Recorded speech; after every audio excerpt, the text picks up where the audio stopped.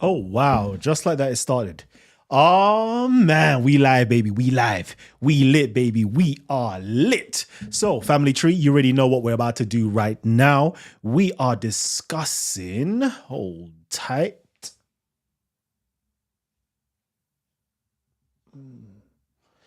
Yeah, let's see. I'll move over here a bit. Yeah, we're discussing what religion was Muhammad. Was Muhammad a Christian or a pagan? What religion was he? And of course, we're inviting everybody in to have this conversation. You know my stance already. I'm already going to tell you guys that Muhammad was a Christian. We're inviting you guys to come on and say what he was. I know some of you guys want to say that Muhammad, before his mission, was a pagan polytheist. And others may say he is a Christian. I wonder if anybody's going to say he's a Jew or not. I just wonder. But let's just quickly get to the main point, which I brought up earlier on, which was yesterday. We brought this up in terms of what do Muslim scholars say. Okay, what do Muslim scholars say? Of course, Muslim scholars differ. There's always ikhtilaf. Once you get into scholarship, once you get away from the standard Islamic narrative, you realize it's a lot more convoluted than one would first imagine. It says here, the scholars differ over the devotion to prayer of the Prophet sallallahu alaihi salam before his mission, whether he was following some religion and what that was. Some say it was the religion of Noah, others say that of Abraham, others say that of Moses, yes, others say that of Jesus. Okay, so they basically list out four. In terms of the scholars, they basically list out four religions that Muhammad supposedly followed before his mission, i.e., the religion of Noah, the religion of Abraham, the religion of Moses, and the religion of Jesus.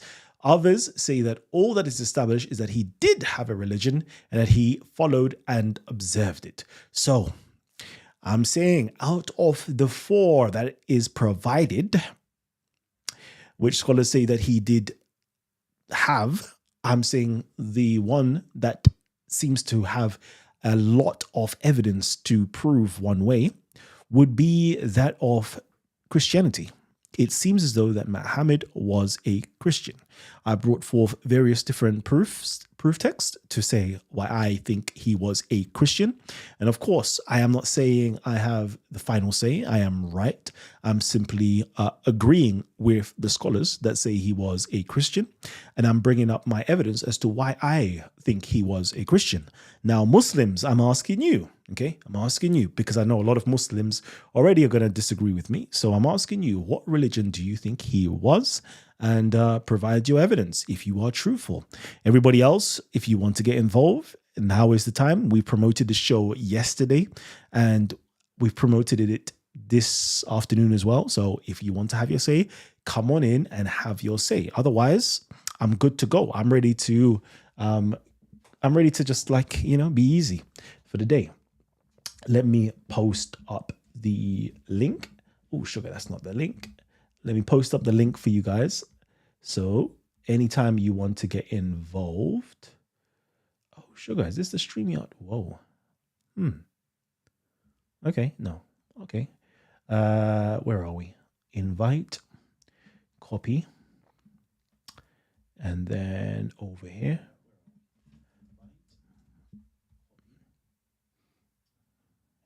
It's there. So there is a link for any of you guys who would like to join us. Let's see. Prega Raja says, good evening, Kalam. What's good?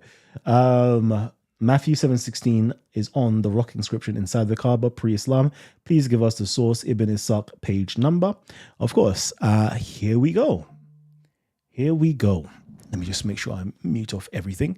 So the brother is asking about the source that we read out yesterday, and I am about to give you that source. So we do screen share, PDFs, and we now go to, where are we?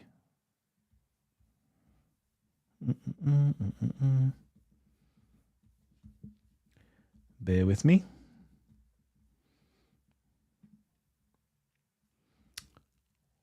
That is frozen. Can you imagine?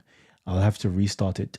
Bear with me. Sorry about this. I think that the screen has froze. So let's get it up. Ibn Ishaq. Okay, so we are here, but we now have to restart this PDF. Okay. So, yeah. Testing. 1, 2, 3. Let me know if we are back, family tree. Let me know if we are back. We should be back. Yeah. 1, 2. Let me just wave my hand so I know. Yeah, I believe we're back. Perfect. Cool. Unfortunately, it crashed. These things happen.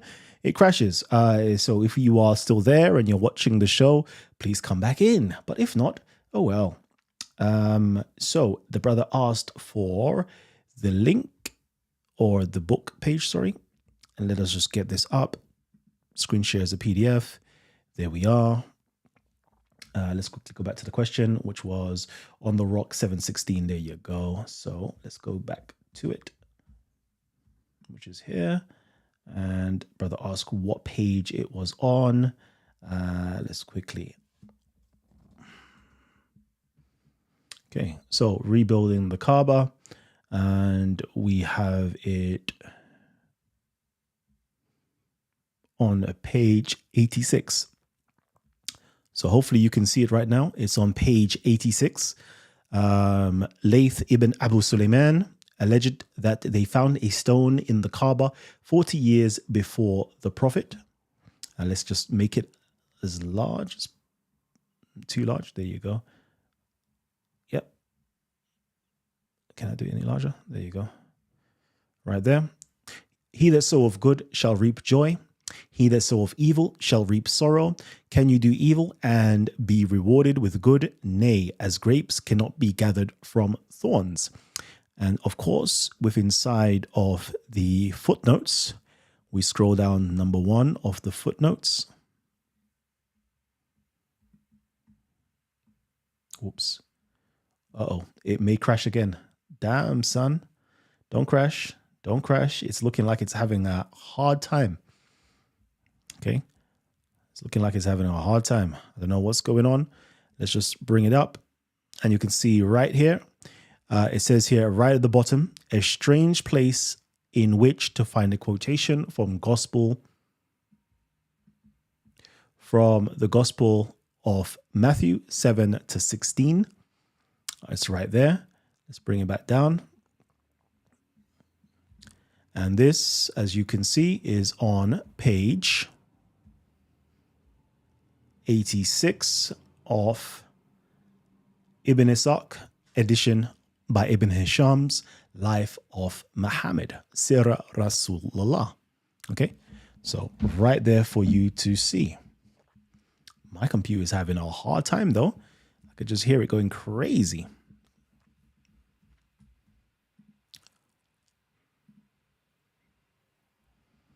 Cool.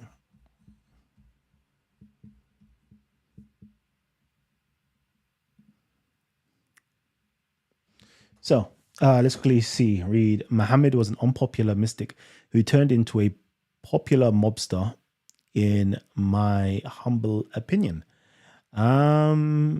Yeah.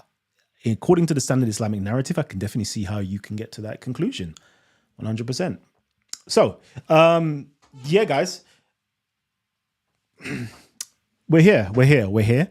My computer's sounding crazy though. I can't lie. So I don't know how long I'm going to be on here for. I think this is going to be a short show.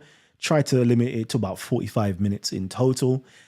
So yeah, we can clearly see that in terms of the building of the Kaaba was built by a Christian.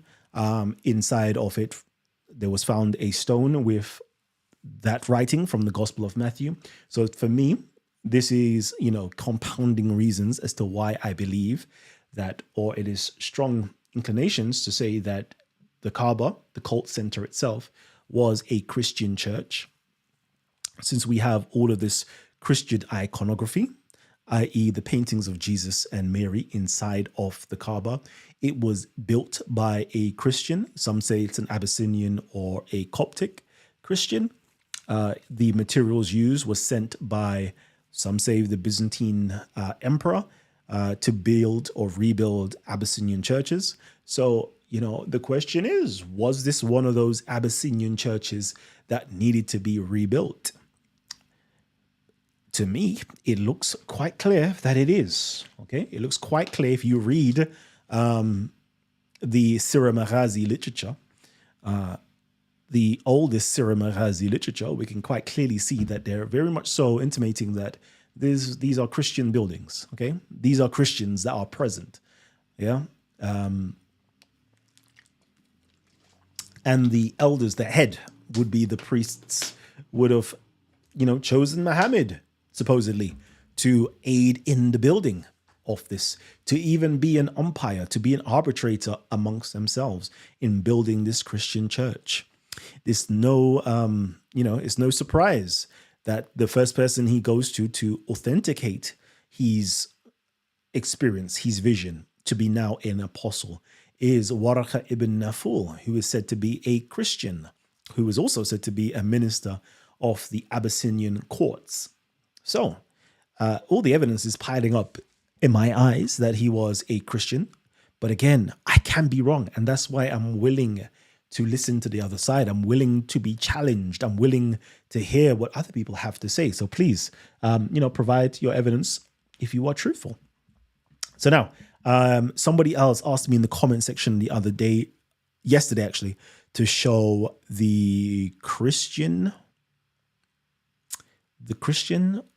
Jesus and Mary inside of the Kaaba. And I will be doing that now. Kalam, before the return of the Prophet to Mecca to destroy the idols, did he or didn't he perform Umrah in Hajj at the Kaaba with the idols inside? So according to the standard Islamic narrative, did he or did he not perform Umrah in Hajj at the Kaaba with the idols inside? That's the question. Were there idols inside? To be honest with you, there are contradictory accounts, and I'm trying to recall the scholarly stuff, and I'm pretty sure the scholarly stuff didn't say that there were idols inside, but I will get to it in a little while because I'm literally about to bring up that scholarly article that I am referring to. So we'll see together right now. I did shows on this like so many years ago, so it's like, wow, I'm just rehashing old school stuff. Let's quickly go to it right now. We are wanting to go to this article over here. You can go, and I'm making sure that I leave this open so you guys can actually see all the sources and citations, so you lot can go in and subscribe to JSTOR and pay for it, and and download these articles, or you can literally just read them for free. You get 100 free articles, so you can go on there. And this article is called "The Paintings of the Pre-Islamic Kaaba" by G.R.D. King. Okay, so it's right in here, and let's just see if I can make this a bit bigger. Nope. Toggle thumbnails. No, I don't want to do that. I want to fit to width. I want to maximize this, hopefully. And then you guys can read it nice and easy.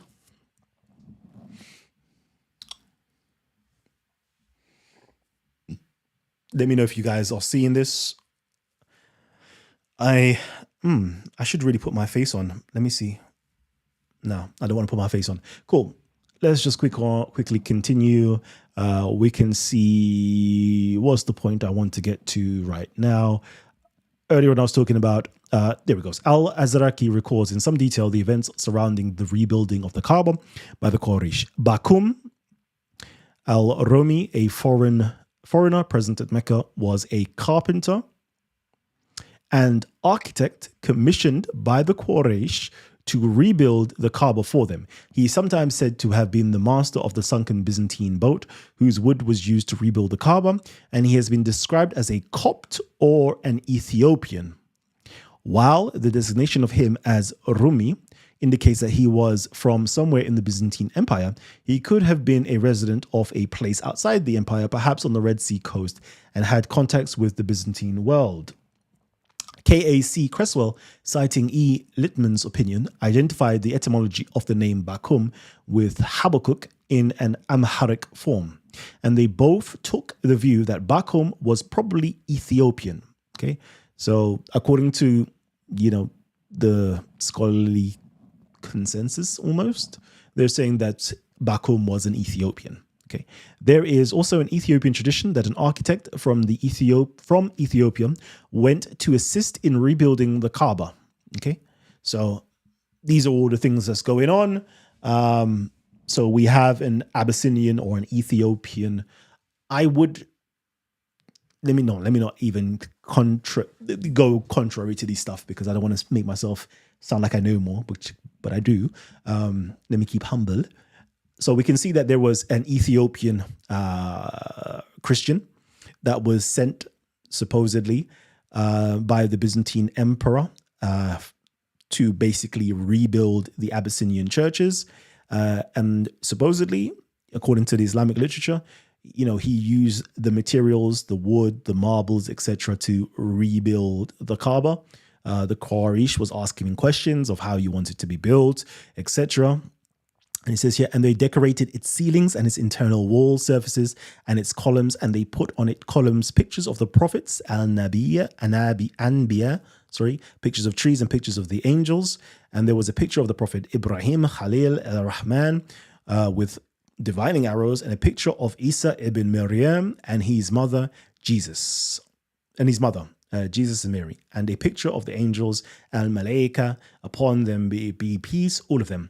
And when it was the day of the conquest of Mecca, the prophet entered, and he sent off al-Fadl ibn al-Abbas ibn Abdul Muttalib, his cousin, to come with water from the well of Zamzam. Then he called for a cloth, and he ordered them to be rubbed off the pictures, and they were obliterated. Okay, so we can see, they have got details of, we can see that, on the columns, etc., there was these pictures, etc., etc., etc. This is from Azraqi.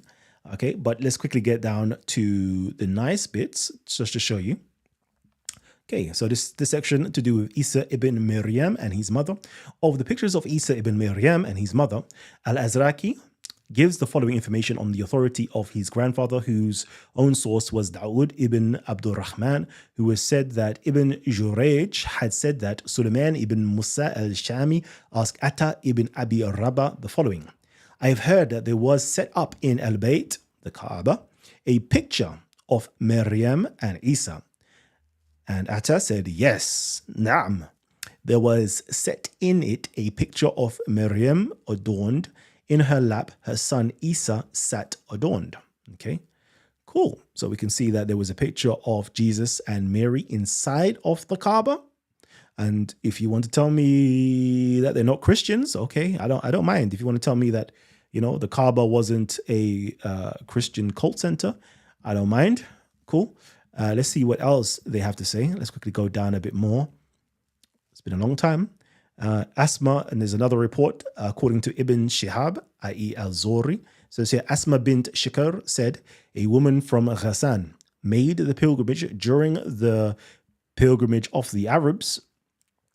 And when she saw the picture of Maryam in the Kaaba, she said, by my father and my mother, you belong to the Arabs. So we're seeing that other people, saw the picture of Mary inside of the Kaaba. Cool. Other, commentary on that. According to Al-Azraqi, again, Al-Zori said that the Prophet entered the Kaaba the day of the conquest, and in it was a picture of the angels and others. And he saw a picture of Ibrahim, and he said, may Allah kill those who representing him as a venerable old man casting arrows in divination. Then he saw the picture of Maryam, so he put his hands on it, and he said, erase what is in it, the Kaaba, in the ways of pictures, except the picture of Maryam. Wow. Another account. Now let's quickly go. Yeah, I think that's, yeah, cool. I think there is something else, but yeah. So we can see that inside of the Kaaba, there was pictures of, there was pictures of Mary and Jesus. Oh, okay. Is that another representative? Okay, first century British Museum. Okay, cool. Yeah. So we have various different sightings from Al-Zori and others that basically said there was a picture of Mary and Jesus inside of the Kaaba. And unfortunately, let me get to that point actually. Unfortunately, it was in 683 when Al-Hajjaj under Abdul Malik, these things were destroyed. Let's see, right here, it says it actually. This eradication of sculptures and paintings inside the Kaaba at the time of the conquest affected all that the Prophet regarded as unacceptable. A statue of Hubal, the principal male deity of Mecca, was taken out of the Bayt and destroyed, as were the other pagans' deities in and around the Kaaba. Apart from these statues, there were also paintings, undefined decorations, money, and a pair of ram's horn inside the Kaaba, the last said to have belonged to the ram sacrificed by the Prophet Ibrahim in the place of his son. The Prophet Ismail, most of these paintings were erased. The ram's horn survived until 683. Let's quickly read. With the pictures and statues of the Jahiliyyah removed, the Kaaba continued in its role as the direction of Islamic prayer, but now also became a central part of the rituals of the Islamic pilgrimage. The Hajj, the Kaaba, remained in the form it had acquired under the Quraysh until it was rebuilt by Abdullah ibn al-Zubair under the Umayyad. After the Umayyads had bombarded it with catapults, demolishing its walls and setting it on fire as they besieged Ibn al-Zubair in the holy city in 64, our year 683. This later date marks the final destructions of any paintings that survived the coming of Islam in 630, if 630 is the terminus antiquum for the Kaaba paintings. The fact that the Quraysh work entailed a total reconstruction of the building also makes it clear that none of the paintings could predate 608. Okay, cool. So supposedly the paintings would have came in, i.e. the paintings of Jesus and Mary and Ismail and Ibrahim and so forth would have came in 608 with the rebuilding of the Kaaba from the Ethiopian Coptic, Bakum, who was a carpenter, Christian carpenter, an architect who built it all. So we know it survived until, the bombarding of Abdul Malik in 683 when it caught on fire. But just imagine, hold on. No, I want to go over here. 1 second. So yeah, just imagine that if that did not happen, Muslims today, inside of the Kaaba today, because the Prophet wanted everything else destroyed but the pictures of Jesus and Mary that was inside of it. Okay? Imagine today the place that all Muslims were praying to. The central image was that of Jesus and Mary. Can you imagine? At least from Muhammad's conquering of Mecca, 630 till 683, so at least 50 years. 50 years. Okay, at least 50 years of Islam being victorious. Muslims were praying to the Kaaba, towards the Kaaba, where there was a picture of Jesus and Mary. Wow. That should be mind-blowing. That should bring Muslims and Christians together. But you know what? It never will, because everybody likes to hate on each other. But that is a perfect example of how we can all get along in the world by just recording this beautiful story that Jesus and Mary was inside of the Kaaba. Imagine if it was still there today. I just wish it was still there today. I just wish there wouldn't be all of this animosity between Muslims and Christians. But never mind. Let's quickly see. Reading your comments. YouTube, keep removing my comments. Oh no, Siavish. I don't know what you're saying, that they're removing it. The ones who sees it. Okay. Do you want to post up some of it if you need to write it halfwards? I don't know how to even say it. Just try to post up your comments again. What's your view on the Quran alone position? And the difference between the Quran account of who Muhammad was opposed to the traditional point of view? I think, so in early Islam, the earliest version, the earliest version of Islam, they technically were Quran-only Muslims. And the word Sunnah had a completely different meaning as to what it is today. Sunnah was more like institutions that were set up by, let's say, for example, the Prophet or, the caliphate, like the Sunnah of this. So it's like an institution that they set up. But now Sunnah changed to mean hadith or traditions or akhbars or riwayas or hadiths, basically. So if you want to go back to a much more authentic version of Islam, it would be a first, Quran first view. Of course, the Mutasilites was another group that sprang up in early Islam, and they utilized more. They were them and others were called the Ahlul Kalam, the people of Kalam, the people of knowledge, the people of reasoning, the people, those types of people that utilize logic. And they dashed away a lot of these hadiths. I think they were inclined to what was considered to be mutawatir, that which was well trodden, well spread, and so forth. So, Quran only Muslims, it's good. I think it's a good step because you realize the ridiculousness within side of Ahlul Hadith or the people of traditions. You realize the content of those volumes are absolutely ridiculous. Not to say there may be some historical truth in there, but you realize, boy, it's problematic. And if you choose to go the Quranist route, cool. But there is one step further that I would recommend, which is taking the Quran and putting it within inside of its historical and cultural context. Okay, that's the next step, because if you've just got a book by itself, without understanding the history and without understanding the culture. So, for example, you're still going to need a dictionary, a grammar book of that time to understand the cultural context of certain things within inside of the Quran. I think you'll be okay. And then once you parry that with late antique literature, okay, and you see what was going on, for example, throughout that time period. Let's just say late antiquity is like 200s. Let's say 200s to 750s, late antiquity. That's that period. But once you start looking at like what's going on in 500s, 600s, and 700s, and then you kind of like read the Quran in that lens, then yeah, you're on a very good path, a very, very good path, 100%. Let's see. Check out the marvelous Quran. Okay, is that your question? Big up all the crew. Jeez, man, like Buddha being up in the building. And again, the link has been. Oh, sugar. Jose Francis is there. I'll get you on shortly, but the link is there, and I really want Muslims to come on in and discuss this. But I don't know why. Maybe once the show is finished, that's when you guys want to come in. But I don't have time for that. I'm literally. After this, I've got things to do, so I'm not going to be around for too long.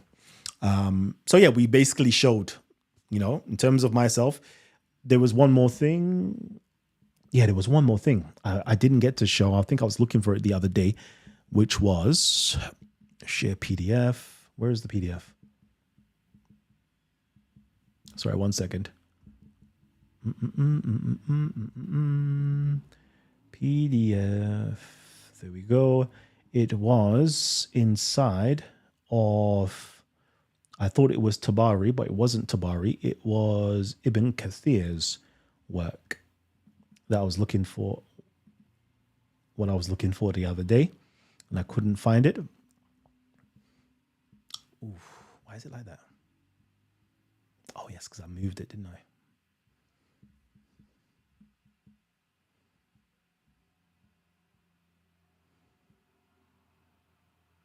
There we go. That should be fine. So yeah, I moved it. Come on, can you make it bigger?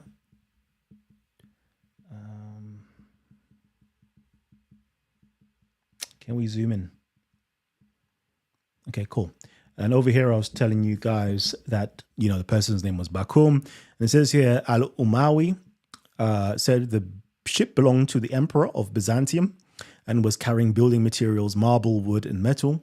The emperor had sent this off with Bakum, the Byzantine, for the church the Persians had burnt belonging to the Abyssinians.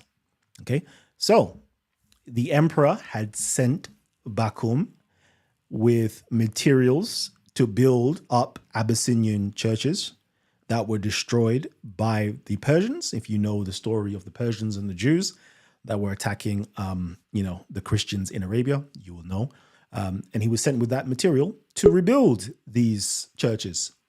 And these same materials that was sent to rebuild the churches was rebuilding this building that you call the Kaaba. I call a church. And you know that Kaaba can be used for the word church. If you go and check, Kaaba can be used for churches. Okay. But anyways, the same material was being used to build the church. Sorry, being used to build the Kaaba. And you want to tell me that this is not a Christian church? Like, what more? I don't. Sometimes, yeah, I'm baffled. Like it's like, what more evidence do you need to say? Yeah, I think maybe the Kaaba was a church. It was built by a Christian. Materials sent by a Christian emperor to rebuild Christian churches or Abyssinian specifically, to rebuild Abyssinian churches in Arabia. And then the Kaaba is being rebuilt by a Christian with Christian iconography, and you still don't think it was a Christian church. Anyways,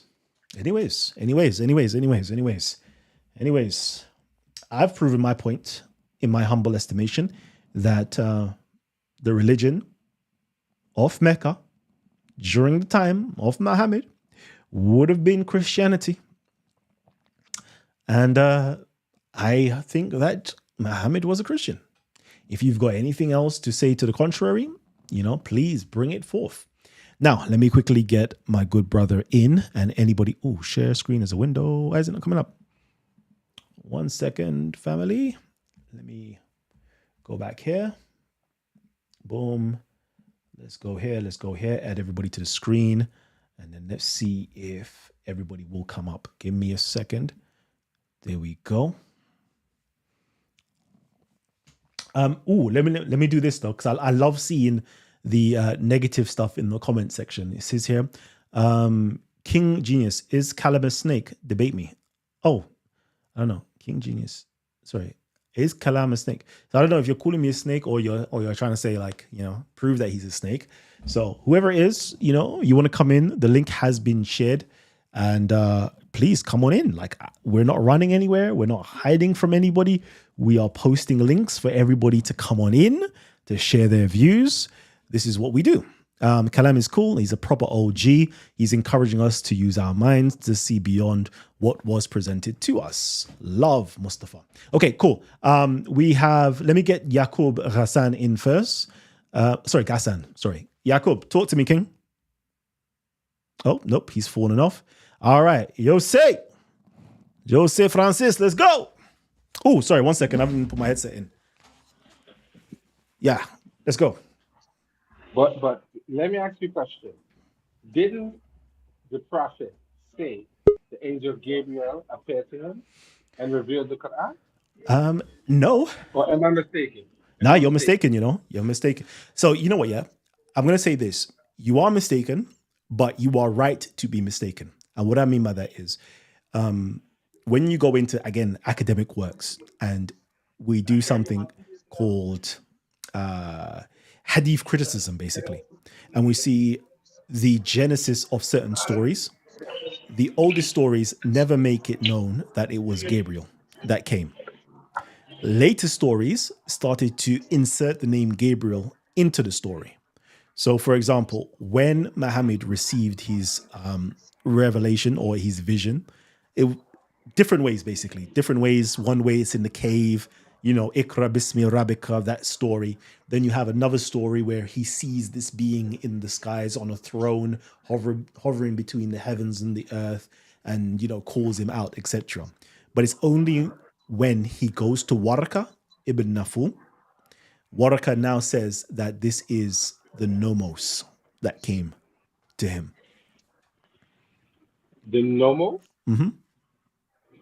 Aren't those reptilian beings? In another school of thought, like Nawapian school of thought and other schools of thought, yes, but Nomos is the pre-incarnated Jesus inside of Christian literature. Okay, because I know when you go into certain African cultures, they use the word. Yeah. And the beings are some reptile-like beings. Mm-hmm. the depictions of reptile-like beings. Am I correct? Or am I Yeah, incorrect? you're correct. You're correct. You're correct. So how then did it become the word of Jesus? How did it become? Okay, because within inside of Christian literature, the word nomos is being used to describe Christ. Let me give. Let me. Hold on one second. You will have to go onto the what's it called? You're gonna have to go onto YouTube to see this because I don't think you'll be able to see it on my screen. Okay, on the StreamYard. So I'm gonna show you something on StreamYard. Sorry, on here. Give me a second. Well, I'm outside, so I'll just listen because I'm not close by to turn Uh, on my TV with technology. So I'll just listen to you. hold on. Let me see if I can actually share the screen. Give me a second. Share screen, and then we are going to PDFs. Let's see. Where is our PDF screen? I can't see his PDF screen. Okay, cancel that. Give me a sec.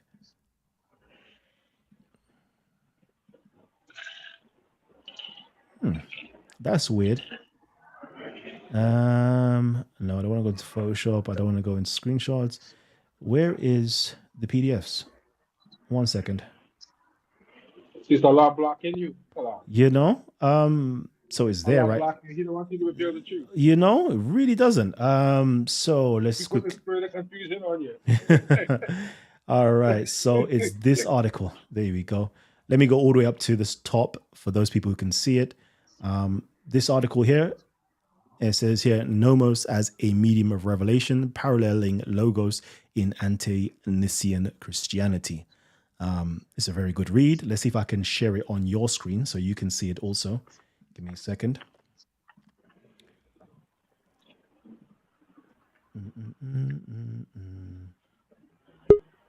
For some reason, I can't share it on here to you, but That's okay. everybody else is I'm sharing basically seeing it, but you, it's very I'm difficult. sharing that line. Yeah. I'll Cool. take your word for it. I'm sharing that line. Perfect. And let me just quickly do this as well. So, yeah, it's a very good read for those of you lot who want to read it, and you can see that. So, for example, when Muhammad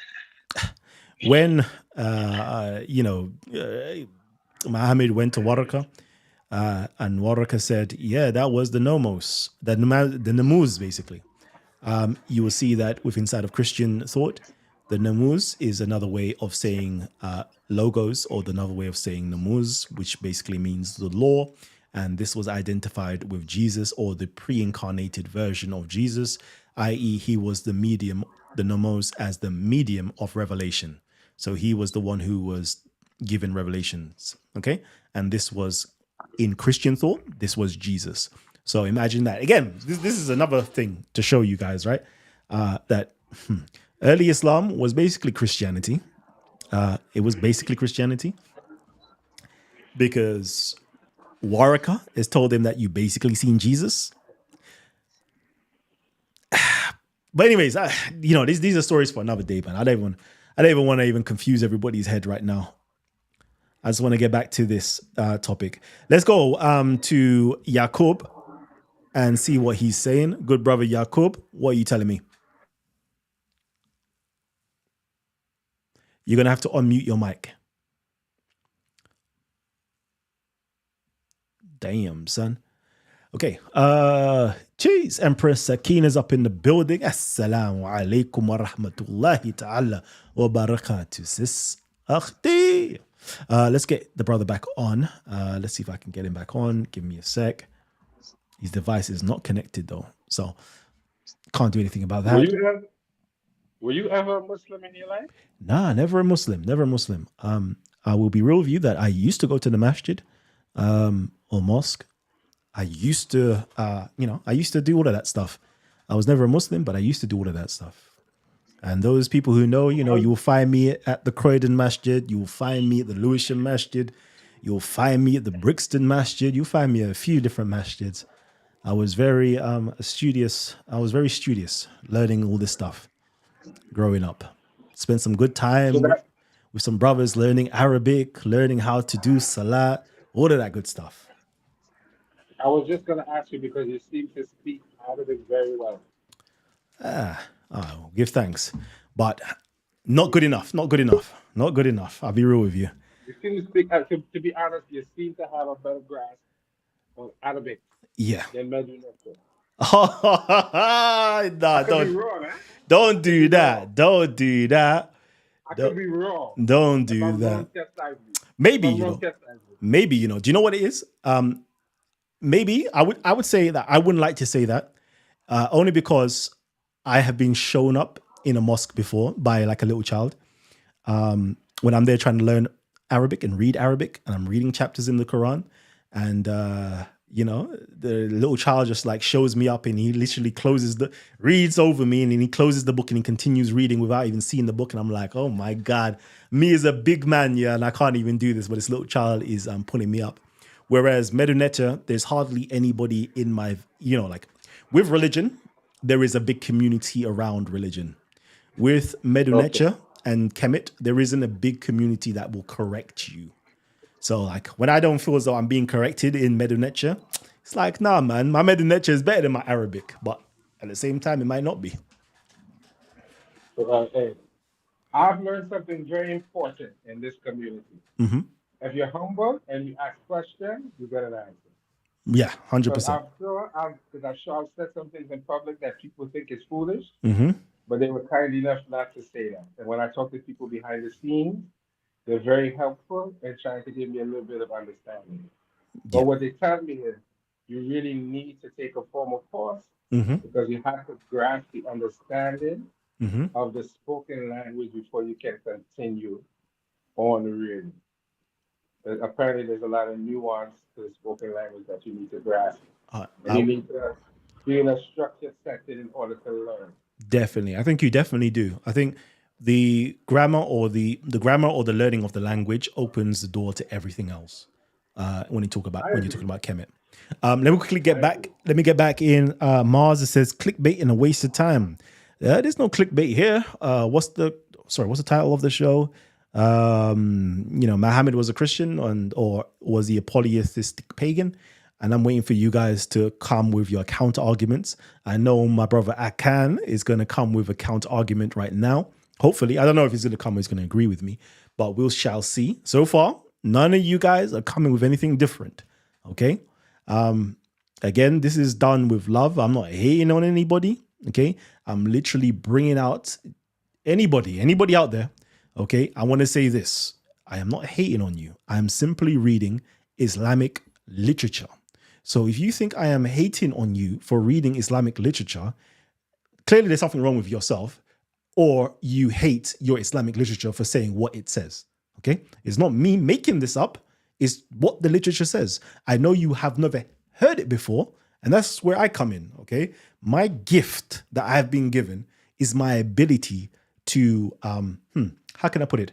Consume a lot of information, matriculate that information, and present that information to you.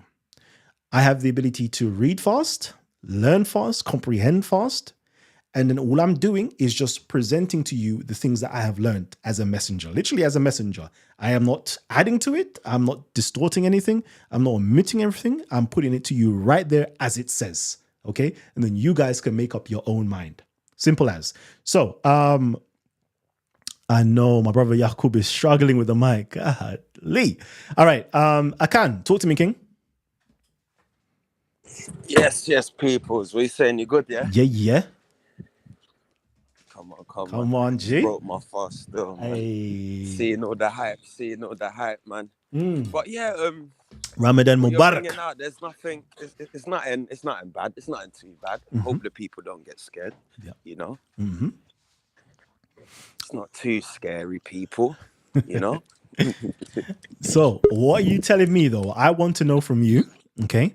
I brought up what the scholar Ibn Kathir has reported to say that what religions that the other scholars say that he was.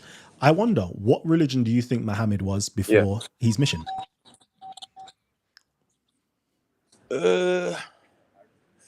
All's plausible. All is. You know what I'm saying? I'm not even gonna say, one is better than the other, or it's Ibrahim that followed the Hanafiya, or you know what I'm saying. Even if he was a Christian, it's still plausible. It's nothing to worry the heart. You know what I'm saying? Mm-hmm. It's the doctrine and the teaching. It's really about. But him being a Christian before that, that's nothing, man. That's nothing at all. All right. All right. I love that. I love that from you, you know. I love that. So I need my other Muslim brother. I'm waiting for my Muslim brothers to come on in. I'm waiting for my hating Just bear in mind, Akis, just bear in mind, brothers, it's in our books. So nobody be mad at Callum. You know what I'm saying? There you go. It's peace and through the mission of Allah. Cool. And I'm waiting for Christians. Come on, Christians. Where you at, man? Christians, where you at? Talk to me. I want to hear your thoughts because, you know, secretly, I know my Christian brothers, and sisters, they hate me making mention that Muhammad was a Christian. They absolutely hate it. Okay. But I can't help but showing you what I'm reading. Like, you know, I need you. You know, when you see like something crazy, you know, them crazy memes and videos, and you're like, no, I can't be the only one who sees this. Like, you lot need to see what I see too. Like, I can't, my eyes is burning. Like, you lot have to see what I see too. So that's what's going on. Lama Bay says, Kalam, stop beating these people up academically. Some esoteric jewels, please. Jeez, esoteric jewels. Hey, I'm ready for it, you know. I need to do some real comedic shows as well. Times TV, when are you planning on coming back to America again? You know America got love for you. I know. I miss America, you know. I'm still waiting for Sarnetta. Let me. No, I should really call him. But no, let me message him and be like, yo, let me message him right now. Yeah, because he's hollered at me and I've messaged him back, but I haven't heard nothing back. That's the Godfather. That's him right there. Yo, holla. Yeah. So I would call him now, but I don't want to just call him live on air. That's that. To me, that might be a bit disrespectful. So let me not do that to him. But yeah, like soon as Sarnetta gives me the green light to say, yo, we need you, or, you know, come true, I definitely will. 100%. Come on. Yeah. Anytime, man. Anytime next month, month after, I'm down. I can't believe Muslims are letting this man call Muhammad a Christian. They were all Catholics. Rome ruled the entire Near East. He just ended his life. Okay, cool. Is the live still living? Yeah, the live is still living. The live is still living, right? Yeah, still live. Yeah. We live, we lit, baby. We live, baby, we lit. Here we go. Come on. All right. So yeah, family tree. Again, if nobody is looking to debate or argue this particular point, I'm good to like move on off this topic. So I'm just waiting for you guys to let me know what you guys are saying. Yeah, I know. Let me. Oh, Sarnetta just ended his live. Okay. Oh, Sarnetta just ended his live. Okay, cool. I see what you're saying. Yeah. Go ahead, Jose. I could ask you a favor? Yeah. I want you to look on my YouTube page and tell me what you think. You can leave a comment on the one that Bro, do you know what, yeah? I'm upset with you, by the way. Why are you upset with me? What I do now? Listen, yeah, you tantalized me. There was a picture of like the pharaohs, and it's basically a wall, but it's like the sand-colored wall, not colored in. And they just said, test. There was pure them, yeah? Jeez, man, like Muhammad is up in the building. No, hold on. Let me give Muhammad his props, you know. I believe this is the same Muhammad. I've been binge watching a lot of his stuff. He absolutely, demolished Ali Dawa and the other sheikh the other day. This brother is... Hell no! Anyways, yeah, well done, Akan. You can say what you're gonna say, yeah, and allow you to say what you're gonna say. But let me finish giving this brother his props, yeah. In my humble opinion, this is my opinion, yeah. Everybody gives title to their own opinion afterwards. But he destroyed Ali Dawa and the sheikh, bro. Yeah. Who do you? No, I want to know. I want to know. Yeah. Bring him on. Whose words do you choose? Do you choose Allah's words or the words of men that are written 200-300 years later that is, can't be verified? Yeah. You know bro. what? I You love know this what? brother. Everybody's lucky I'm not near my house right now, man. I love would this have just brother. gone into my archives, man. Wallah, I love this brother. I'm just telling you, I love this brother. Yeah, because he goes in. But anyways, for those of you guys who are actually interested in Islam, and this is what I mean. I'm so tired of listening to the Sunni narrative. And obviously, I've put Shias on my panel on the panels before, so we can hear another narrative. Okay. And I'm so happy that there are Quran only Muslims that are now like being prominent. So you can hear another version of Islam, because Islam is not monolithic with just that Sunni Salafi version of Islam. Like there's much more diversity, which is just beautiful to see. The Sufis and all these great, I don't think you lot understand. There's so much diversity, and but yeah, salute to this brother. Salute to this brother anyway. Big him up, big up, man. I Yeah. can't lie, I don't really feel his works, but big him up, innit? Yeah. Big him up, innit? Yeah. We don't have to agree with everything that somebody says, but if they're doing something that is like different, distinct, prominent, and they have a good heart to work towards what they're trying to do, I big it up. I big up Shamsi, and I don't agree with Salafism, but I big that up 100%. I don't agree with him, but he's cold. Yeah. He's cold. Shamsi's cold. There you go. Okay, cool. Let's continue. Let me take this off. Yeah, so I was saying about, Jose, I was saying, man, I was upset because I clicked on it. I was thinking, I'm going to see some hieroglyphs, and it was just a black screen. And then you said there's like an upcoming stream coming. So I'm waiting for you. So that's why I'm beefing you right now, But lovingly. Apparently, what happened is, I don't know if you use the free version of it, if you could share your screen, because that was the problem. I don't think I could have shared my screen. The StreamYard. Yeah, because it's a free version, so I don't know if the free version allows me. No, it allows me to share I can share my screen. I'm using the free version. It allows me to share my screen. So I don't know. So perhaps the problem was I was on my phone. Yeah. Yeah, you got to do this stuff on your on a computer or a laptop for it to be much more effective. Yeah. What I'm gonna do that, but in the meantime, I'm actually shocked you're subscribed. I didn't even know you were subscribed. Oh yeah. Come on. As soon as you told me about your channel, like I'm subscribed. 100%. All right. Yeah. So did you look at any of the video? I checked I need to work on my channel. I need to start a little something. There you go. Everybody. I want to encourage everybody to start their own channels, I did on a little prototype thing, but I'm working on something. I'm working. I need people like you to, help me a little too something. But there you go. Yeah, I'm working. Yeah, I've watched a couple of your videos though. I have watched a couple of videos. On the top of my head, really I don't know your what it was. videos. It was really your content. You get me? Oh yeah. Oh, I can. Yeah. I think I saw. It's on another name. Is there another name than Akan? No.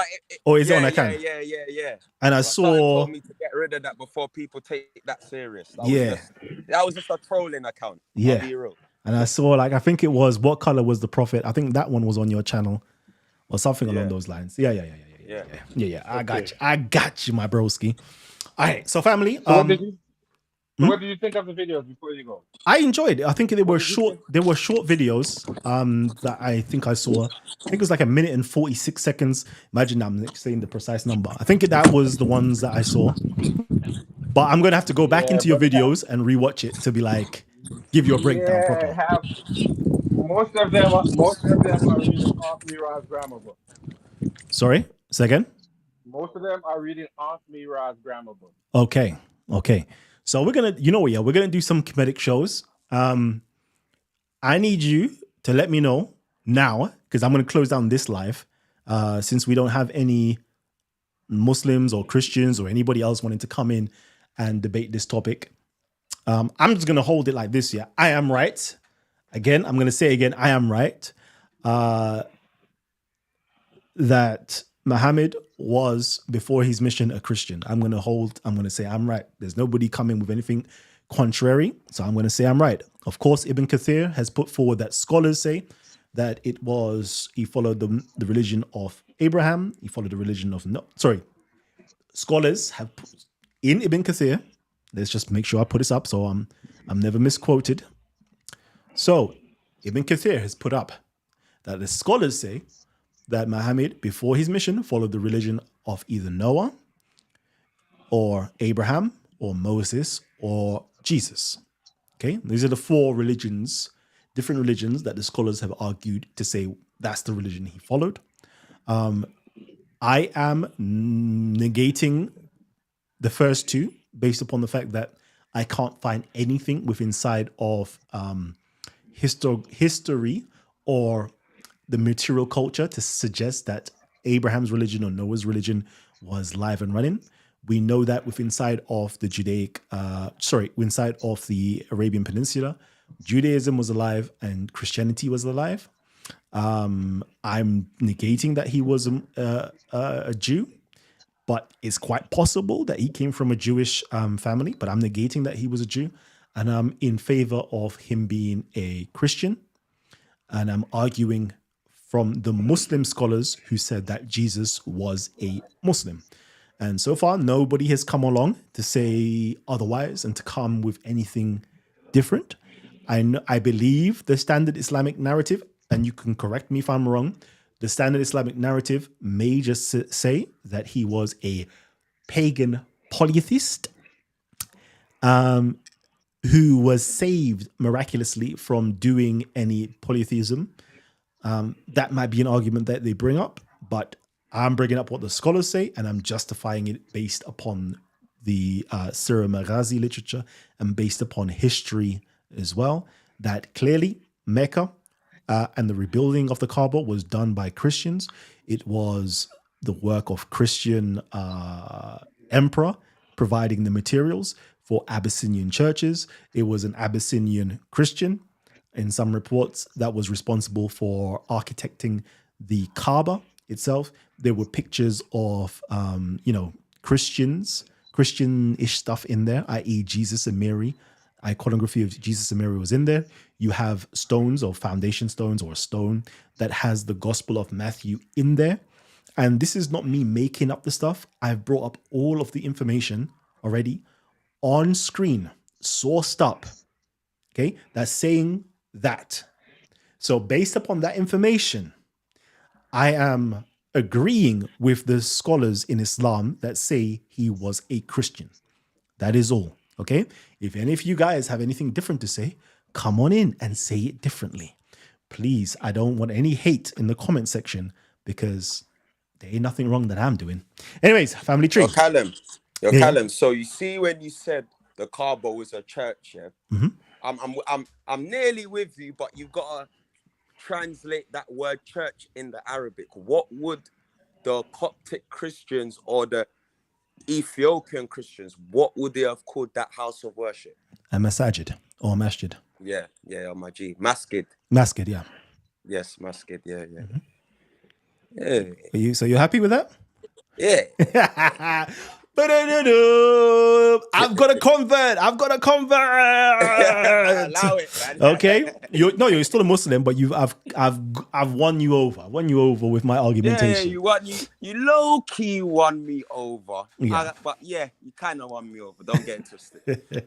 But it did come from a Hebraic background. Yes. Israelite background. Well, that's something else that we can do another show on. Yeah. But I don't want to get the heat because now you have to show and prove, and I'm not here to show and prove that today. So yeah, Ramadan Mubarak, Black Palace Music. Salute to you. Okay, cool, family. I'm going to shut down this section of this, and then we're going to chop it up and we're going to discuss some stuff. I don't know. You can tell me what the next show you want to be about. And I guess it's going to be a Muslim Christian related show from Akan. And then Yosei, I'm sure it's going to be a Kemetic show. And I can't wait to prepare for the Kemetic shows, because that's where my heart is at too. So, Akan, what's the next show? Debate show that we're going to do? What do you want to do? I told you this, I think like 2 weeks ago, man. Does the Quran confirm virgin birth? Because you see that me saying that is not just to the Christians, but it's to the only Quran guys like the Muhammad guy. Ooh. Bear in mind, his angle is that the Quran is miraculous like the birth of Jesus. Okay. But if we disprove the virgin birth of Jesus, he's going to have to come up with another alternative on why it's so miraculous. Because bear in mind, the Quran is miraculous. Nobody's saying it's not. But what I've gathered is that these guys can't prove it historically. They Gee. can't prove the preservation. All they're saying is it's protected, it's preserved. We know that, but how? The methodology and the scholarly analysis, you know what I'm saying? Yeah. So Cool. these are the things I want to know, and That they can't answer. This is why that's a I sick one. personally humbly believe Ali Shit, sorry. Dawa. Bear in mind, Ali Dawa is basic. He can get slapped left, right, center, uppercut. He sweep everything. So for him not to answer a simple question coming from Ali Dawa is just that's why he won. But yeah, my whole thing is virgin birth in it. I want to Virgin, talk about that. virgin birth. Does the Quran talk about virgin birth? That's a big one because that means I can get Christians and Muslims involved. That's something that they will both be Yeah, happy yeah. to, you know, I spoke for go all at of it. them, and I'm a Muslim. There you go. All right, that's perfect. So thank you. That's the next Christian Muslim related show. And then Jose, talk to me. What do you want us to do?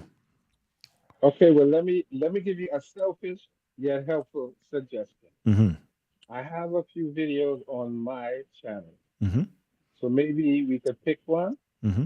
go live simultaneously and discuss it and I could get more insight into Okay. some of the things in the video. All right. I have about 30 videos. Give me 1 second. Give me 1 second. Let me just read this comment in. Actually, no, can I bring it up on the screen so then that's easier? Okay.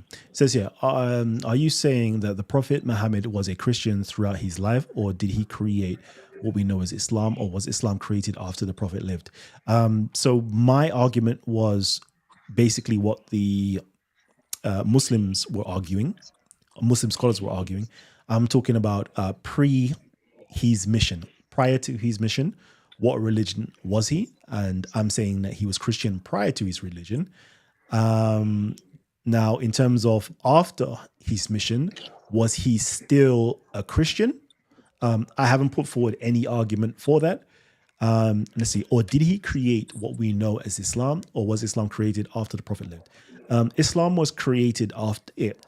If you want my answer, Islam was created after the Prophet in terms of the naming of the religion as Islam and everything else that goes with it, and the creation of the Mus'haf as a book, as a codex, as a as a canon, and everything that we know of Islam today, that was created after Muhammad had passed away. Of course, he seeded it. He would have seeded it, but what the religion is today, I would say that is came much after. I think inside of the academic communities, we have something called proto-Islam and we have Islam. So I think Islam proper is like after the time of Abdul Malik, but proto-Islam is usually after the death or roughly around the time of Muhammad till about 661. It's kind of like proto-Islam. So yeah, so technically, I don't think he created Islam. I think that came much later on. Just like, did Jesus create Christianity? I don't think so. I think that came much later with the development of things. Or did he create what we know as Islam? Yeah, cool. So that answers the question. So what would the religion have been then? Like the order, the fold, like what? Even though it may not have had a specific name, what would the nature? So if you're going to ask me, based upon the okay, so obviously I have presented before in the past the Christian Muhammad and the Islamic Muhammad, right? Yeah. Cool. We're talking about the Islamic Muhammad here, which if I was to because obviously the Islamic Muhammad preached Islam. Okay. Now, still within the fold of Muhammad al-Qurayshi or Muhammad ibn Abdullah, I would say the earliest information would allude to the fact, i.e., the stories coming from Zori and Urwa, etc., and the earliest Muslim communities. I would still say that this was a form of Christianity. Muhammad himself says, "I have not come to bring no newfangled religion." It's just a continuation. So, oh yeah, Callum. You see the names. Oh, I forgot to bring this up. See the names in that Sirah. It said he probably followed the religion of Noah, Abraham, Moses Mhm. and Jesus, yeah, there's a Quran verse here that Allah says that the revelation we've revealed to you is the same as that which we've revealed to Noah, Abraham, Mhm. Moses, and Jesus. So it can be looked at as a thing of he followed, like, you see what religion Noah was on, Abraham was on, Moses was on, Jesus was on. It's like I understand it to be the same thing. Mhm. Probably different names, different titles, different brands, but it's the same nature of worship and submission. Yeah. That's how I see what's going on. Yeah. So, if you was to, like, for example, you have terms that's introduced, Salah. These are like Ethiopian terms, or even Aramaic, Syriac, it's in the Aramaic book of terms. Daniel. You could, if you just look at the way that, for example, look at the way that Ethiopians. So, for example, you have, like, let's just look at the religion of Islam. Okay, your central place of worship is a mosque or a masjid. With inside of Ethiopian Christianity, you have a masjid. Okay, same. And Falasha Jews, they And call it Falasha masjid, Jews same and thing. Falasha Jews as well. So you have the same thing. You both have Allah. You both worship Allah, etc. If you look at the form of worship in terms of prayer, you will see it's exactly the same in terms of form, but not in terms of expression. So if you see the Ethiopian version of it, it is much more African. It's much more Yeah. And animated that's and that's my singing and argument against the Christians, that the Ethiopian Christians, they have a tradition going back to Jesus, which you can trace, because they're practicing putting their head on the ground and doing certain things we find that's very biblical. that's right. So So if you look at Islam, you will see that it aligns closely with, the more Eastern Oriental version of Christianity yeah. versus the Western, what we have over here in, UKs and the Americas. Like, I can't say it's that. It's definitely not that. Our stuff is Yeah. is a bit more diluted form of what the original was. Yes. But yeah, if you look at it, it's pretty much the same. It's pretty much the same.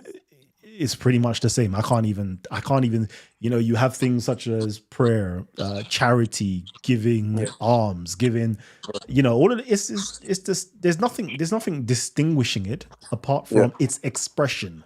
So the expression of Islam today is not the same as Christianity, but it has the same roots. Yeah. Yeah. No doubt. So yeah. Okay. Let's quickly see. Any last thing? You should do a show on proto-Islam period. Yeah, that would be very good. But I want to slow down now because I definitely want to get into me personally now. I want to do what my brother Jose is talking about and get into some comedic stuff. Give me a second. Let's just duplicate this screen and let us go over here to no.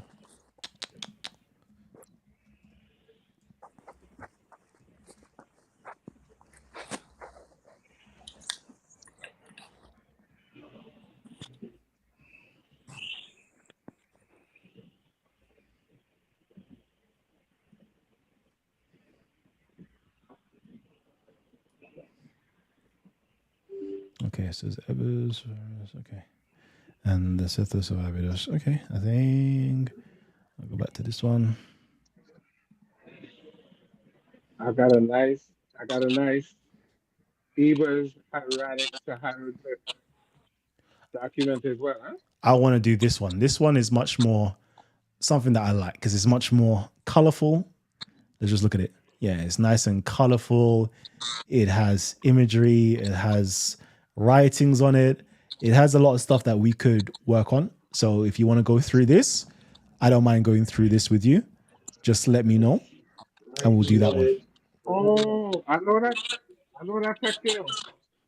Hmm? I know that.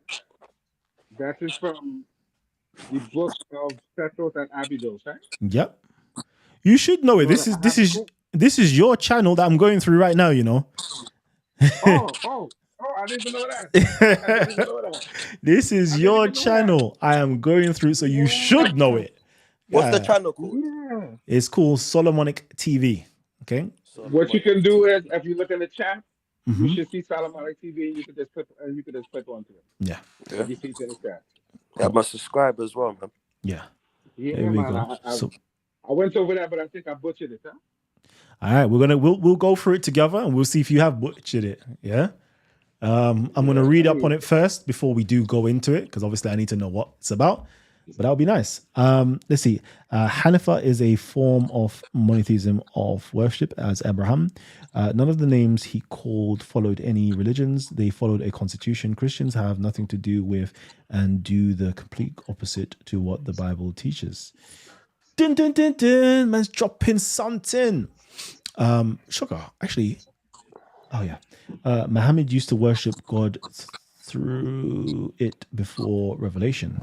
Okay. You know, you should ask them, did Muhammad follow the religion of Abraham? They're going to say yes. You ask them again, did Muhammad follow the religion of Moses? They're going to say yes. You ask them, did Muhammad follow the religion of Jesus? They're going to say yes. So I don't know why everybody's scared. Like, proper. You know what it is? They lack the knowledge of the Ethiopian Christians and the tradition and custom. That's what it is. They don't understand. So they're going to be worried and panicking like, oh, he had a cross and now he didn't have no cross and these things. That's a Roman tradition, shall I say, not really an African tradition. There you go. Quran says that Abraham was a Muslim, so Muhammad was following Abraham and Ishmael before his revelation of the Quran, says Sean Cooper. Okay, so family tree. If anybody else would like to come on and have a discussion and debate on this topic, please come on in. If you don't, like, everybody had an opportunity. We did 2 shows, like technically 2 shows on this yesterday to prepare you guys for today, and still nothing. So I'm going to leave this and I'm going to put it to bed, and I want everybody else to use this information which I have presented today. Let me just quickly show you guys. Right? My information is not hidden. It's right here. You guys can go on to, hold on, JSTOR, sign up to JSTOR. Okay. And this article or journal article is called The Paintings of the Pre-Islamic Kaaba by G.R.D. King. Okay. And we've basically gone through it to show you that there was images of Jesus and Mary in the Kaaba up until the time of 683, when Abdul Malik and his general Al-Hajjaj came in and destroyed the Kaaba and burnt the Kaaba. And then obviously they had to rebuild it again. But prior to that time, and imagine if Abdul Malik didn't do that, you will still have a picture of, the only picture that would be inside of the Kaaba today would be a picture of Jesus and Mary as Muhammad had intended it. Okay? So, hey, Callum, can I reply to Sean Cooper? I want to say a Quran verse for him. Yeah, go ahead. Surah 5:111. And remember, when I inspired to the disciples, believe in me and in my messenger Jesus, they said, we have believed, so bear witness that indeed we are Muslims. So Sean Cooper said that the Quran says that Abraham was a Muslim, so Muhammad was following Abraham and Ishmael before his revelation of the Quran. So technically, Sean Cooper is saying that Prophet Muhammad was following Islam or Muslim. But in the Quran, Jesus' disciples, that he was before Prophet Muhammad, peace be upon him, they claim to be Muslims according to the Quran. So what is Muslim before Prophet Muhammad, peace be upon him? What would that have been? You know what I'm saying? So it's more to Abraham. There's not that it's more to Abraham. Abraham's the foundation. But what he actually followed, it could have been Christianity, but I wouldn't use the term Christianity, but Christ-like, or whatever you want to call it, he followed Jesus, innit? The Messiah. There you go. Oh, yeah. Ooh, this is nice. And who else? And who else is this nomos but Christ, the one who is inexpressibly begotten of the Father, who is not written on carved tables? Callum, I've got smoke for you for the nomos. You got smoke for me on that one, yeah? Low key. We'll get to it. I was adding to my my comparison list. I don't know if some of you guys have seen this or not. This is my comparison. Just quickly before we do shut down the show, I was adding to it in terms of the comparisons of my Muhammad, which is the Abyssinian Christian Muhammad. That's why I objected. That is the proto Muhammad. This is the first Muhammad, the first prophet Muhammad that was inside of the Arabian Peninsula, who conquered the whole of the Arabian Peninsula and spread his new religion in the Arabian Peninsula with his king Abraham. And then this is the Islamic traditional version of Muhammad over here. I'm just showing you. Obviously, my contention is, as always, and I'm still waiting for somebody to come and debate me on this thesis, is that the Christian, that one I'll debate you on, low-key. The Christian proto-Muhammad was appropriated into the making of the Islamic Muhammad. Okay, and I want somebody to come in and see if they can, debate me on this. But I am showing you quite clearly, that this Muhammad came first, and then the other Muhammad, or the story pertaining to the other Muhammad, seems to copy this Muhammad. So, for example, both of them were named Muhammad. They both had the title Abu Qasim. They both had the title Apostle. Both associated with prophethood. Both brought a new religion. Both received a holy book from God. Both carried out religious propaganda in Mecca. Both legislated for the Arabs. Both engaged in religious debates, especially with Jews. Both persuading Arabs to make Hajj to a Kaaba. Both associated with erecting and consecrating places of worship. Both have an election narrative as religious officials. Both cast out by their tribes, both made an expedition against Mecca, both emigrated to Ethiopian territory, both had a close relationship with an Ethiopian king, both were made supposedly military leaders, both descendants of Kinda or Quraysh, both reportedly killed on the battlefield, both affected by the plague, both said to have died. Where is Abdullah and Muhammad ibn Abdullah recorded dying in the battlefield? Hold on. Yeah. Both said to have died shortly after the Ethiopian king's death. Both the Ethiopian king's son, the Ethiopian king Sharahil followed him when he reigned. Both had a delegation of Najashi, Khosrow, Caesar, and Arab vassal kings. So all of these different things, to me, is just ripped from the proto-Muhammad into the creation of the Islamic Muhammad. And I still want to see if anybody wants to debate me on that. Again, I always say, it's a coincidence that, both of them are named Muhammad. But when you have so many different parallels, you got to say something fishy is going on here. You asked the question earlier on, though. Let's see if I do have it somewhere. You said, where is it? Both reportedly killed on the battlefield. Yeah. Really reached. Okay, that's that one. Let me see. Give me a second. It's in Ibn Ishaq, by the way. Let me see. I'm not at my house, so I would have got my book, man. Let me see if I have it written down here somewhere. Give me a second.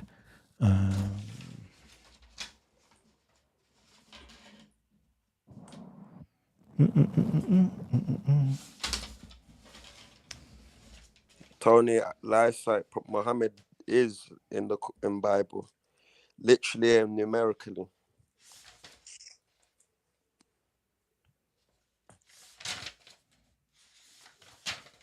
The phonetics of Muhammad is found in the Bible, and the numerical value of the phonetics of the name Muhammad. Tony, last site.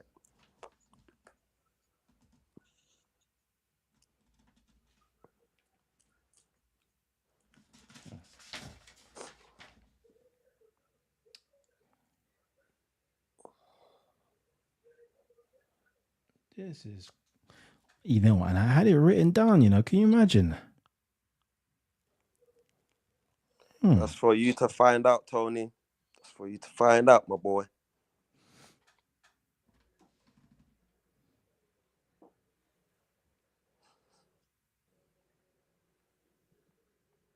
Yeah. Carry on talking, though. I want to actually find it. Yeah, man. What's up, chat, man? Say something provocative, man. Let me answer you lot, man. Surah 367 is where you find Abraham being a Muslim. Also, Surah 5 11:11. So also Surah 5, 111 is where you find the disciples being Muslims as well. So around her. It's all around house, man.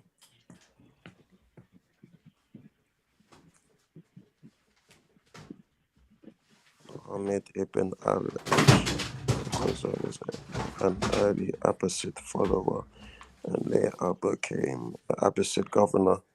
What timeline? That's interesting, for Whoopty to bring that up. Because Abbasids after the Prophet Muhammad, peace be upon him. Let's see, what battle was this? Tony, he exists in there. I see his names in Song of Solomon's and the numerical value of his names found in the book of Genesis. Now, if you know Gematria, you know what you're doing. But if you're not learned in Gematria, that's where you're going to say them things what you're saying. No problem, Sean, man. No problem.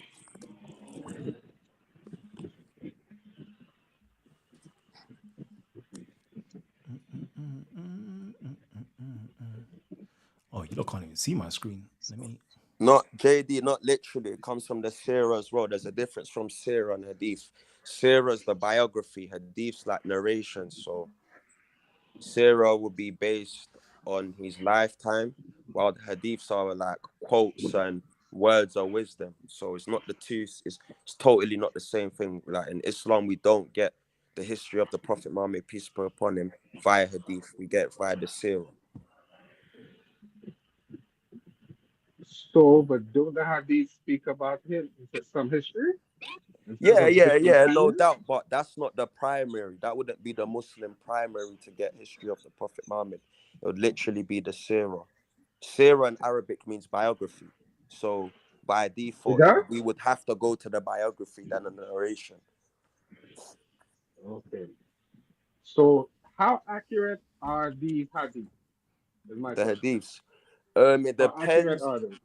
It depends on the narrator. The chain can be authentic.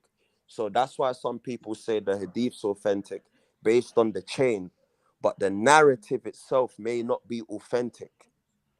So this is where you would have to do deep analysis and scholarly research to confirm if that narration was authentic. So you need to check on the characters of the people and find out who they were. And there's something called, I've got a book in my house, is Rijal, I forgot. But basically it's a book of the hadith narrators.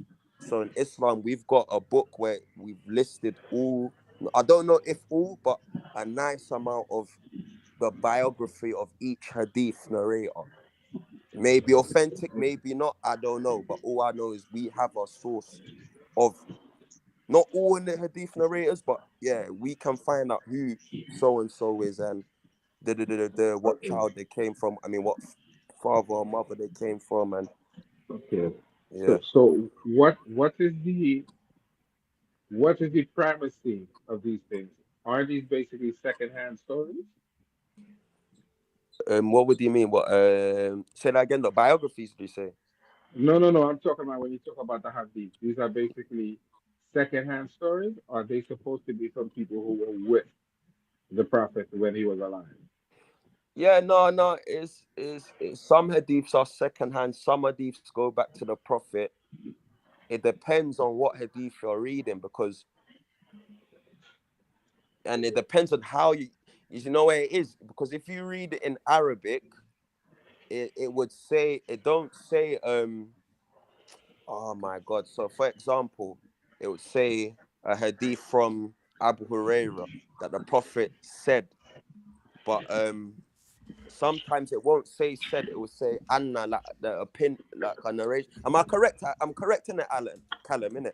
Yep, go on, carry on. Some hadiths won't say the prophet said, it will say like Anna in it, or Yeah, Anna. on the authority. Anna means on the Yeah, authority of, yeah. authority. Yeah. So and what is how it's translated in the English, it will be perceived as so and so gave the authority, but there's a whole science to that as well. Like even the science of hadiths are long convo, is actually a long one, but you would have to have a good insight to understand what's going on. And majority of people who are not Muslim, who are not of the scholarly paradigm, like, you know what I mean, they wouldn't really know what's going on. Right. Yeah. But then my question would be, if Islam is an Arabic religion, in my viewpoint, then how in the world could a man who's from Pakistan have the most popular Quran in the world? I wouldn't say Islam's an If you Arabic say, religion, because you got to okay, remember the Abyssinians that Callum's talking about, as much as they have Arab origin, they're documented as Abyssinians, even though they're part of the Arab collective. you mean You've Ethiopian? got three types of Arabs. You got Arab al-Ariba, which is the pure-blooded Arab. You got Arab al-Mustariba, which is the Arabized, which is a non-Arab who's been Arabized. And you've got Arab al-Mutariba, where you've got a mixed half-blooded Arab, half-blooded African or Asian or whatever. So when you're saying it's an Arabic religion, it's literally, what do you mean? Because you've got three types of Arab. And the Arab Okay. al-Mustariba, this is where the Prophet Muhammad, peace be upon him, his Let me, people, this, okay. pardon? Okay, sorry for cutting you off, but let me be more specific. Go on. I mean pale Arabs, not black Arabs, That not would Arabized be Africans. that would be an Arab al-Mustariba or a Arab al-Mutariba. It Which wouldn't be means an what? Arab al-Ariba. Right, but we understand in the culture, Arab simply means someone who moves around. So there is no particular quote unquote race to Arab. Thank you. Yeah, I agree. We just understand. We refer to a particular pale mixed up group of people who are mostly European as Arab. You And those are the ones today we are referencing them kind of Arabs, but I think in right. early times back in the day, I don't think it was that. No, I would agree with you, but if you're listening to people who are basically of European stock, and the stories tell you they invaded Africa and brought Islam, then it was an invasion. Anybody would say that? They call it the What Islamic timeline are you invasion. in what timeline are you talking about? Because Islam came into Africa 7th century. So who was Whenever it ruling came then? in, it was an invasion. It was referred to as an invasion. Where did they invade? They invaded North Africa, and they have North Africa. They have somebody who invaded East Africa. They invaded Kemet. They invaded a lot of places, and So they you see refer to when that they you as see as you an see the invasion. language you're using, you have to be careful, because at the time of the Islam was expanding in Africa, there were certain African tribes that was actually weak. They couldn't function their society and needed an outside source to help them carry on. You Right. know what I'm saying? Like, you know how you got Russia and China and America Okay. today? Yeah, that would have been I would. Islam back then. You Yo, real understand? quickly. So Right. Real quickly, because you asked me the question. God. Yeah. So I thought, I'll make sure I get it on. I have to be writing exact all the time, yeah, to make sure I Okay, have cool. my sources. So All right, over let's go. here Let's go. on page 377 of Ibn Ishaq's Sirah. Let me write that down on paper so when I go home, I'm gonna read this. What is it? Page 377. 377, 377, 377, 377. Cool. Okay. Let's go. So Mus'ab ibn Umair fought in the defense of the Prophet in the defense of the Apostle until he was killed. I don't know if you can see it on your screen. Can you see it on your screen? No, I can't see nothing. Can I share screen? Give me a second. Let me see if I can share screen.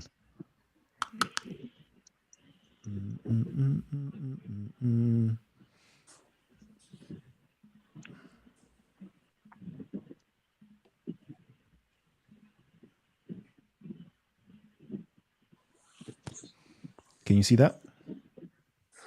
Yeah, it goes. All right. Zoom up, zoom up. Zoom up. Let me see what you're seeing actually. Give me a second. It's the green. Oh, you kind of debunk yourself, but yeah, let's go. I can see it a little piece. All right, so I'm going to try to zoom in some more. Yeah, That's too cut, much. Cut. That's too much for me. Let's go back a little bit. There you go. Musayb ibn Umair fought in the defense of the apostle until he was killed. The one who killed. So he, The one who until who was killed? Who? Until he was killed. Musayb was killed. Okay. Yeah, go on. Yeah. Then one who killed him was Ibn Kamil al-Laythi, who thought he was the apostle. So he returned to the Quraysh and said, I have killed Muhammad. When Musayb was killed, the apostle gave the standard to Ali and the Muslims fought on. Okay. So just like in the story of the other Muhammad, that he was reportedly killed, but he wasn't killed, there is also a narrative that Muhammad ibn Abdullah was killed, but he wasn't killed. So they both share that same story of being reportedly killed on the battlefield, but they were not killed. Oh, so what? Muhammad Quzay, he's thing that they said, oh, we killed him, but they didn't kill him as well. Is that what you're saying? Yeah. Okay, so did Muhammad Quzay, he died a normal death? Is this what you're saying? They don't know, because there's several different reports of his death, to the point that they don't know. So usually when somebody don't know how this person dies, you know how they die? They were struck by a lightning and never seen again. Yeah. So there's a story of him being struck by lightning and never being seen again. So that's what happened. So I thought you would have come with some serious smoke. This can be definitely, we can just literally read the text itself and agree with what the text is saying, that the person thought it was Muhammad. Yeah, but I'm saying to you, there is in terms of both of them, they both have a similar story, a narrative of being killed on the battlefield. Yeah. Let's see. Reportedly killed on the battlefield. Okay. When he reached the territory, this is of him, of Kinana, in order to carry out his ministry, propaganda, and news about his mission had reached the people of Tihama. They sent a man from Hudail to kill him. Muhammad's brother Qais informed Abraha about the murder, and the later vowed to raid the Banu Kinana and destroy the Kaaba. Okay. So there is a story here that he died on the battlefield, which is a full story, because we also find him later on, raiding, going to the Kaaba, etc., etc., etc. So therefore, that story of him being killed on the battlefield is false. Same way in Ibn Asaq, there is a narrative of Muhammad being reportedly killed on the battlefield, but he was there obviously afterwards, giving, people like, go and do this and go and do that. So both of them share the same narrative of being reportedly killed on the battlefield falsely, but was not killed on the battlefield. Well, I hear you. Cool. Yeah. All right. Let's see. There are no outside sources for the life of Muhammad. Yes, but Muhammad died early 7th century, and the Hadith was written late 7th century. That is over 100 years, late 8th century. Yeah, I would even argue that he died even before that, but that's another story for another day. Let's quickly read all the rest of your comments before we close down the show. He was aware of it. I doubt he was knowledgeable enough to be called one. Looking back at his deeds, he wasn't. The Orthodox reported that he was spotted in Egypt visiting Christians and Jews when young. Okay. Yeah, cool. All right. So, see, I really want to do a story. I want to do a show, on in Islam. I always say this, right? In Islam, there is the Shahadatain, the two Shahadas. Shahada 1, La ilaha illallah. And I always say this, I don't think Muslims, Jews, or Christians have a problem with that statement of bearing witness, that there is no God worthy of worship but the one true God. Okay? I remember you was talking about this at least 3-4 years ago. Yeah. Now, the second part of the Shahada, where Muslims, Jews will always have a disagreement with Muslims, is Muhammad ar-Rasulullah. Yeah? Muhammad is the messenger of God. I call it the apostle of Allah, or the apostle of God. And I really want to do a show on this to show and prove, according to and again, this is where I'm going to get in trouble with the Christians, right? I'm going to show and prove to Christians, according to the Catholic and according to Christendom, how one becomes a Rasul, how one becomes an apostle, the narrative pertaining to Muhammad fits being a Rasul. What do I mean So, by that? Callum, what would you say that Jesus was? Because he was a Rasul. So, how would you translate that then? He was an apostle as well, right? Yeah. But the No, Bible don't teach that. That It does. gospel don't teach that. It does. It does teach that he was That an he's an apostle. apostle. Of course, he's a messenger. He's God's messenger. But he's a very You're much gonna have so. to show me where it says he was an apostle. Oh, I yeah. hear the messenger. Oh yeah. But apostle. Apostle and messenger is the same. Is basically the same word in the Greek New Testament. So, would you say Abraham was an apostle? I can't. I don't recall what titles are given to Abraham. He's a Rasul. No, no. Well, that's Quran. But in terms of the Bible, I can't remember, so I'm not going to speak on that. So in terms of Christianity, yeah, there is 3 ways that one can become a Rasul, an apostle. Way number 1 is being with Jesus from the beginning of his ministry, i.e. from John the Baptist, and seeing his death and seeing him be resurrected, etc., and being instructed. But John the Baptist wasn't an Rasul. No, I'm saying once Jesus has come, the only way you can be an apostle is by this. Okay, we're not talking about prior to Jesus. We're talking about from the time of Jesus, because it's very essential that Jesus met John the Baptist, though. Yeah. We're talking he about. was baptized by John the Baptist. So that would make John the Baptist a Rasul according to your logic. No, I'm being okay. So let me show you this. From the time of Jesus onwards, after his death, yeah, or from his life unto his death, okay. In Christendom, there are 3 ways that you can be classified as being an apostle. There are the 12 apostles, those who are with him in his ministry that he sent out and he instructed and sent out. Okay, that's one way of being a Rasul from that time period onwards in Christianity. The second way, okay, which is picked up in the book of Acts, is by the college of apostles electing another individual to become an apostle. Okay. It's a bit techie or one, because you got to remember John the Baptist is prophesied as Elijah. And Elijah's the one that makes way for the Messiah, technically a messenger. Broski, again, you have to. I'm talking about Christianity now. We're not talking about prior to Jesus. We're talking about Christianity. Yeah. Cool. So this is from the Catholic Encyclopedia right here. Okay. So where are we? The 3 ways. Okay. Instruction and appointment of Jesus. So being instructed and appointed by Jesus was therefore the regular conditions for the apostolate. By way of exception, an extraordinary vocation, as in the case of Paul, or a choice by the apostolic college, as in the case of Matthias, could suffice. Okay, so those are the 3 ways: being called and instructed by Jesus himself, receiving some exceptional vocation, as in the case of Paul, or being chosen by the apostolic college, as in the case of Matthias, could suffice.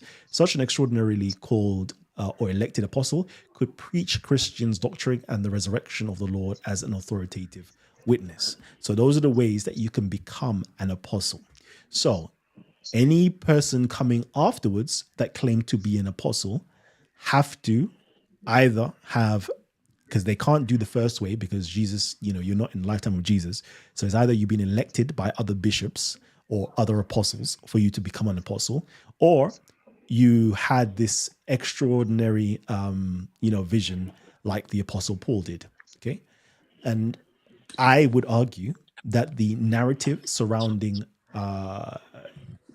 Muhammad was made to look like, I'm not saying it's true or false, the narrative of his first revelation was made to fit the narrative of him being an apostle.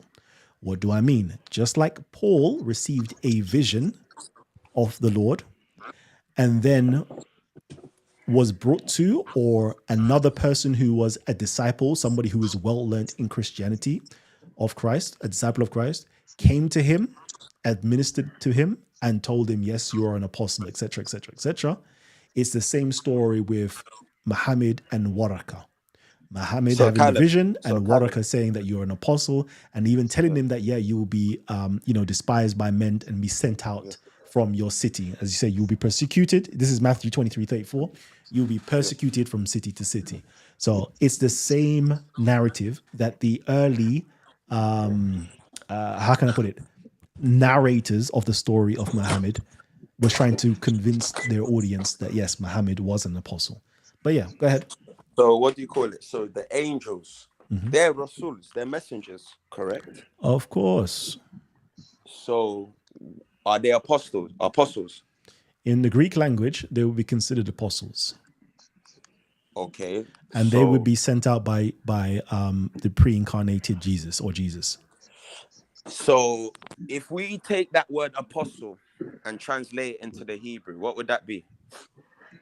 Sheila, or yeah, Sheila. That's not that. The Sheila is Mhm. Shin Lam Ket. Ket. There's no ha in Rasul. It's Ra Sin Lam. I think Aleph. But basically, Shilach has the meaning of sent in it, but it doesn't. It's not an overall. Like Rasul is more equivalent to Malak than Rasul being equivalent to Shelach based on the meaning, because Rasul is linked to the word Risala, which means message. Message in Hebrew is Malok or something like that, Mhm. which is linked to Malak, yeah, which is an angel, Okay, the but one who conveys the message, so and so. my broski. So how I understand Rasul, Mhm. biblically speaking, is a Malak.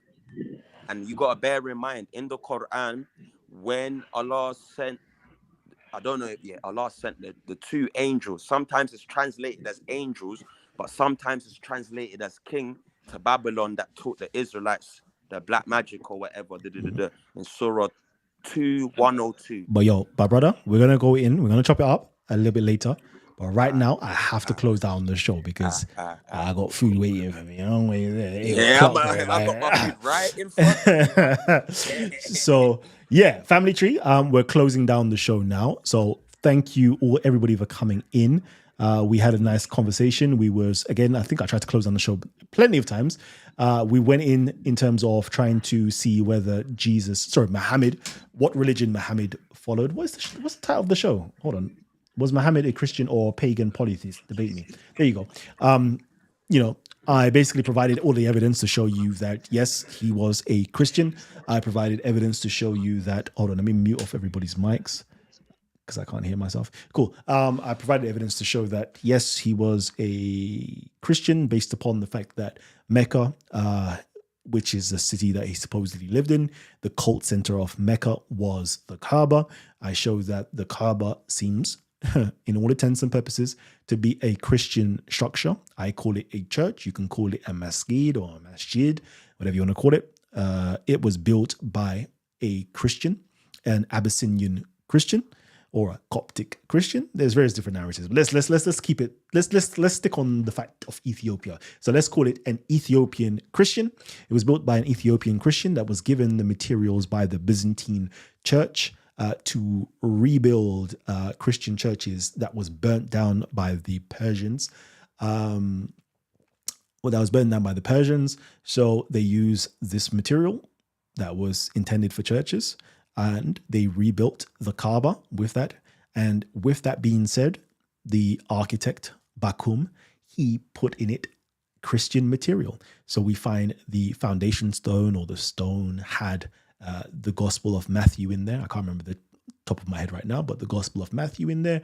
We find that there are Christian imagery inside of the Kaaba itself. We also find that there is an image of Jesus and Mary inside of the Kaaba.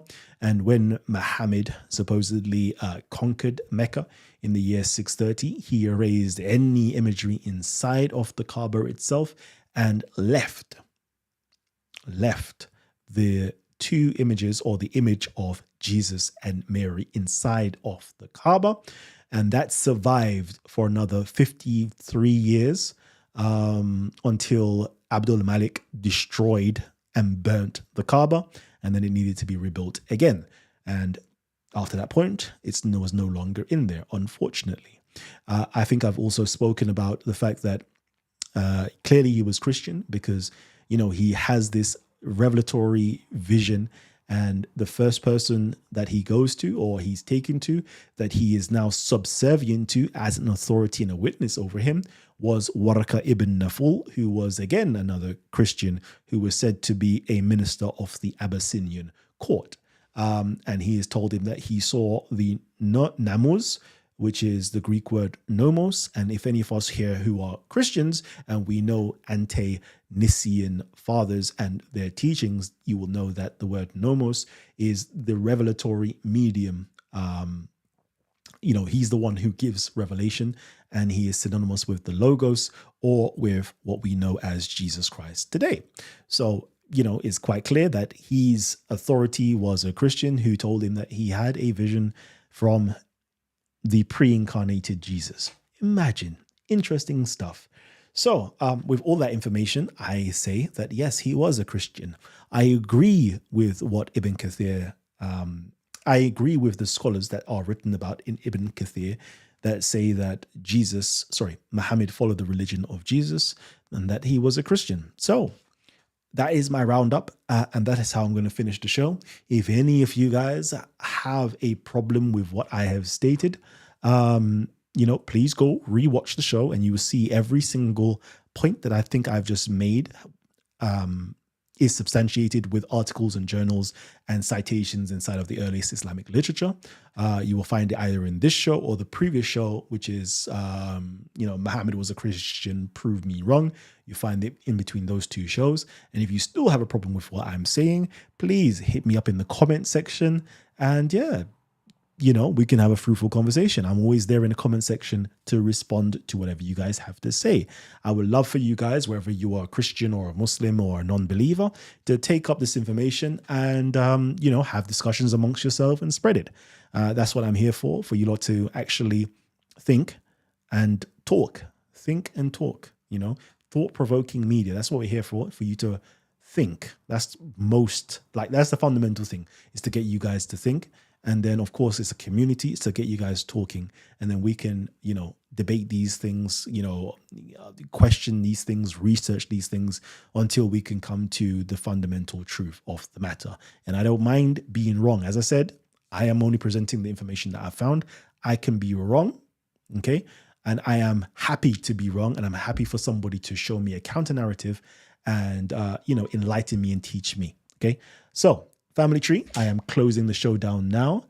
I am so grateful that you guys are here. If you can, please like up the show if you enjoyed the show. I know I've enjoyed the show. I'm here with my brothers, my sisters, and I've had a whale of a time. So please like up the show if you've liked the show.